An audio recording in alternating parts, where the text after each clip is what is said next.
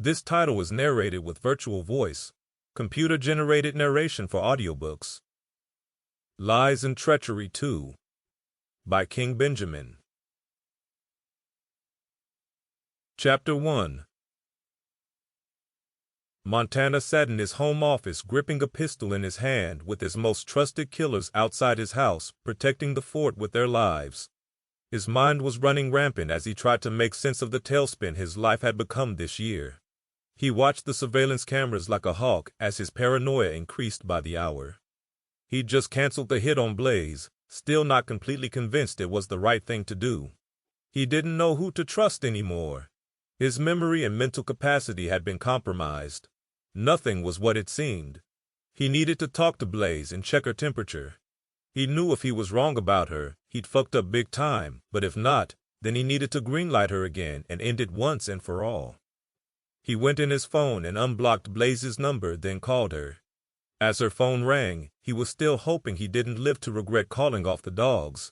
She answered on the third ring.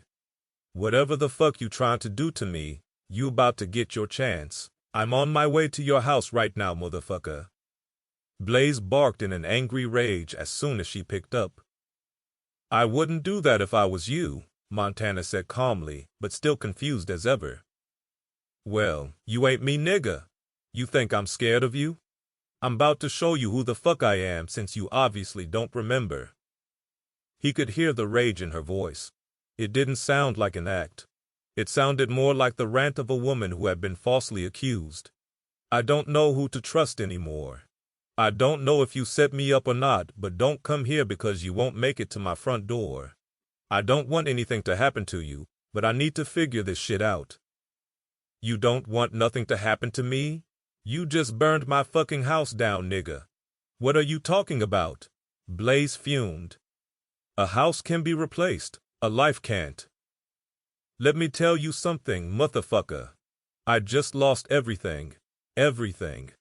You not getting away with this shit, I promise you that. You wanna make me your enemy? Fine, I'ma make you remember who the fuck I am." The passion in her voice couldn't be denied.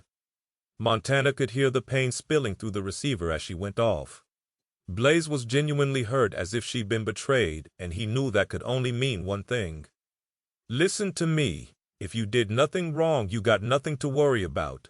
I'd advise you to check into a hotel or something and give yourself some time to calm down."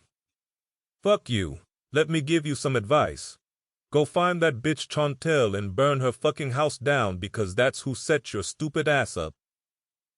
"Watch how you talk to me, Blaze," Montana warned. "Or else what? What you gonna do? Burn my house down? Put a hit out on me?" He'd been so taken aback by her tone the whole Chantel thing had slipped right by Montana at first. "What do you mean Chantel set me up?"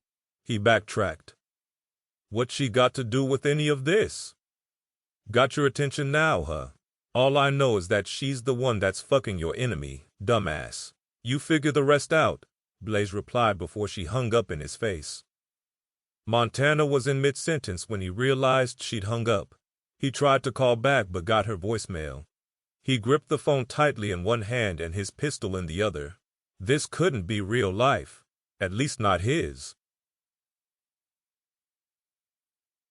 When Bianca arrived at Bobby's loft, he was smiling from ear to ear as she strode in, letting her eyes wander around the spacious area, taking it all in slowly. The loft was well kept and furnished with style. The first thing she noticed was the three-part mural of African artwork on the wall near the entrance. The second thing she noticed was the floor-to-ceiling windows all the way at the opposite end with a beautiful view of nighttime downtown Detroit. As he gave her a small tour of the place, she spotted the two identical twin beige leather sofas that sat across from each other to the left of a mounted 80-inch flat screen. Around the corner was a nook that led to a kitchen with stainless steel appliances, two-tone brown cabinets, and a huge granite kitchen island. Bianca's buzz she'd had earlier was long gone after all the fuckery that had taken place at Matt's apartment. She was hoping he offered her something to pick it back up as they stepped back into the living area. For the first time, she noticed an episode of Narcos playing on the television as she sashayed across the spotless hardwood floor to a sofa.